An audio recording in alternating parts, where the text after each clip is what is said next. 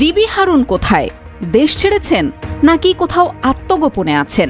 শেখ হাসিনা দেশ ছাড়ার পর চায়ের দোকান থেকে শোয়ার ঘর কিংবা অফিস পাড়া থেকে সবখানে এখন একটাই প্রশ্ন, কোথায় ডিবি হারুন?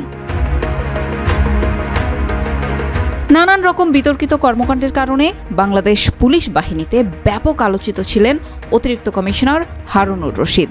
ঢাকা মহানগর পুলিশের গোয়েন্দা বিভাগের প্রধান থাকায় তিনি ডিবি হারুন নামেই পরিচিত ছিলেন। ছাত্র জনতার ব্যাপক বিক্ষোভের মুখে গত 5 আগস্ট পদত্যাগ করে দেশ ছাড়তে বাধ্য হন শেখ হাসিনা। তার দেশ ত্যাগের পর পলাতক আছেন পুলিশের অন্তত 57 জন ঊর্ধ্বতন কর্মকর্তা, এর মধ্যে আছেন হারুনুর রশিদও।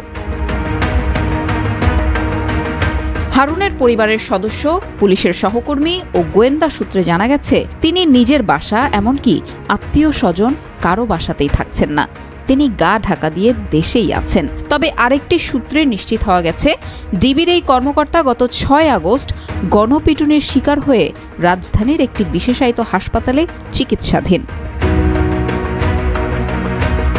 ডিবি হারুনকে নিয়ে জনমনে আরও একটি প্রশ্ন উকি দিচ্ছে। 5 আগস্টের শেষ কয়েক ঘন্টা কেমন ছিল তার? কি করেছিলেন তিনি?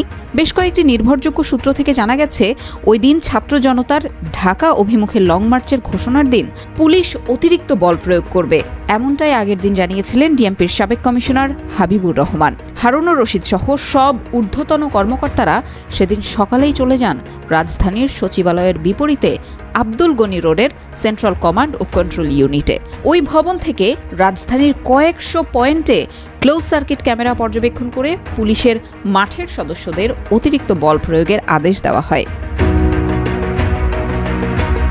সেদিন সেখানে উপস্থিত থাকা কয়েকজন পুলিশ সদস্য টিবিএসকে জানিয়েছেন সকাল থেকেই বেশ আত্মবিশ্বাসী ছিলেন হারুনুর রশিদ।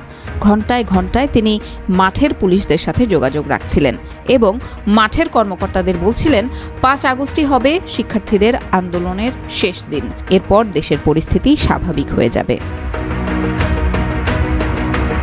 এর মাঝেই সেনাবাহিনী প্রধান দুপুরে ভাষণ দেবেন এমন খবর ছড়িয়ে পড়লে আত্মবিশ্বাসী হয়ে ওঠেন হারুনুর রশিদ।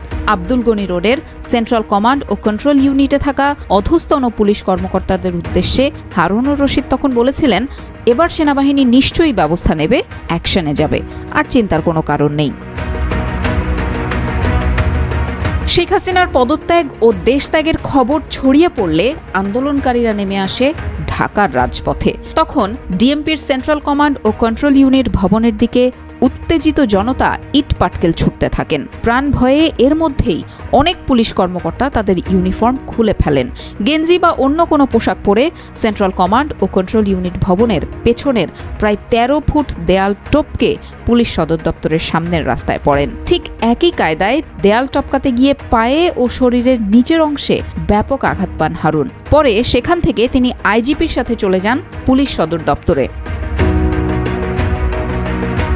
2006 সালে ডিবি লটারিতে আমেরিকার ভিসা পান হারুনের স্ত্রী।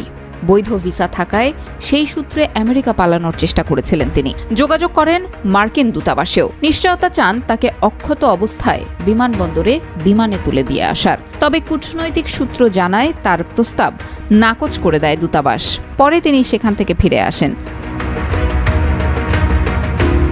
এরপর কাউন্টার টেরোরিজম ইউনিটের সোয়াতের একটি গাড়ি হারুনকে মিরপুরে কোনো একটি জায়গায় দিয়ে আসে। সেখানে কিছু ব্যক্তির সাথে আলাপ করে বিমানবন্দর দিয়ে পালানোর চেষ্টা করেন হারুন। গাড়িতে করে পৌঁছেও যান বিমানবন্দরে। তবে বিমানবন্দরের টার্মিনালে প্রবেশের আগেই জনতা তাকে দেখে চিনে ফেললে মারধরের শিকার হন তিনি। গুরুতর আহত অবস্থায় তাকে সেখান থেকে নিয়ে যাওয়া হয় রাজধানীর একটি বিশেষায়িত হাসপাতালে। সব শেষ খবর পাওয়া পর্যন্ত হারুন এখনও সেখানেই চিকিৎসাধীন অবস্থায় আছেন।